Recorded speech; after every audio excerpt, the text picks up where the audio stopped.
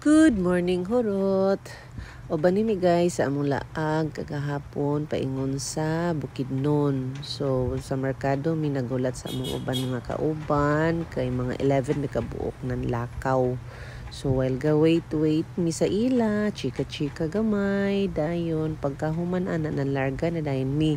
So ang amo dayong first stop dayon is ang bridge sa Tagulwan. O mo na siya murag mga bata bitaw nga nangakabuhi bang yung ipantungtan sa mapapa mga makalaag, as in grabe kay namong kalipay ana ba kay first time sa ko nakauban sa ila sukad sa laglaag kay kitugtan man dayon pagkahuman din na kuan first stop kay dito dayon mi sa wala pa di ay napaday mi sa sulod anak sa van kay si Malo perting sa baag na among kauban. Dayon ang second stop din namo is ang Impasugong sa Communal Ranch. Oh, grabe ka beauty kaayo, murag kag naa sa New Zealand. Tanawa pa din si Madam nakapalit din siya gada sa kalo tagunan ng 50 ra ng kalo guys.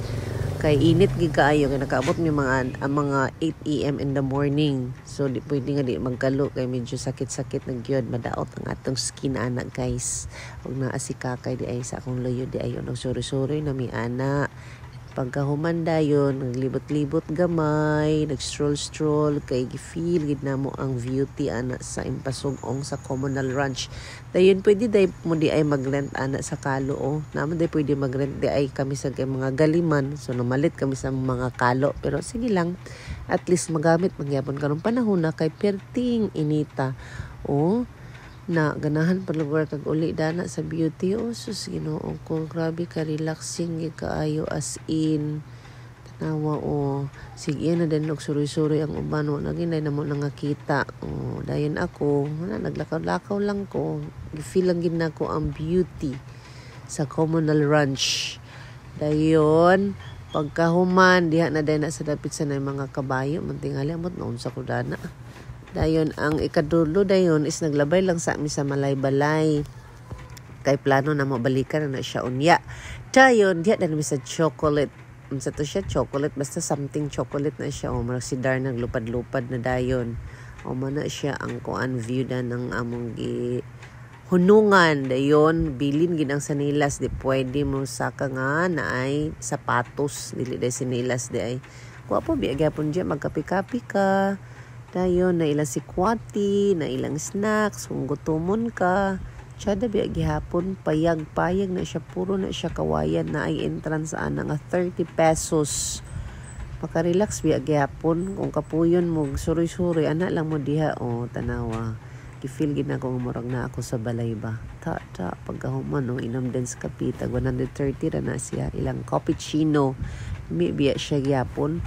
Og sa dihang last na mo nga stop dito dayon na paingon sa 360 sa Lantaw pasaka na mi ana grabe ko siya murag hill siya gamay uphill gamay dayon medyo bikil kayo ang kuan parkinganan gahulat-hulat ka jud pagkahuman dayon pak si Ross na sa dakong kauban tsada gyapon overview gyapon na siya guys lingaw biya gihapon puro na picture or video ang inyong kuan ang inyong apas ana grabe ka worth it kay kaayo as in ang entrance din ana is 30 pesos gihapon daghan biya gihapon tao diha na ilang kuan na ilang kananan kung gutomon mo nagyapon makapalit mo diha so kami kay busog naman mi nag picture na lang gid taon mi diha tanawang mga mamis ng lingkod.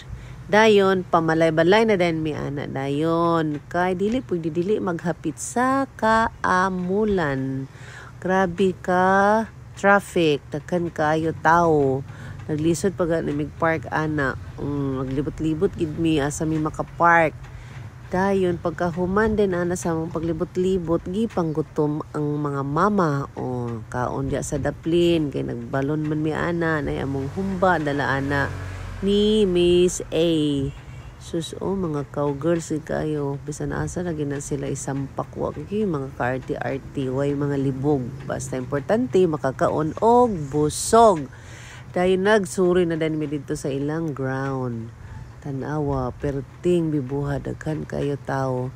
Nya mosulod pagid mi ana dayon sa katong ilang mga kananan bitaw. So wagi problema kung gutumon mo. Kay daghan gid kay makanan diha klase-klase. Nagyapoy barato, nagyapoy mahal. So pasulod na gid dayon ta ana o among kauban nga perting balura wagi naulaw o nga nag-istorya diha sa kadaghanan sa tao kay nakaamulan na ba kuno ang tanan. Then maligya pa na siya strawberry baya. Tanawa gid feel gid kay niya ba.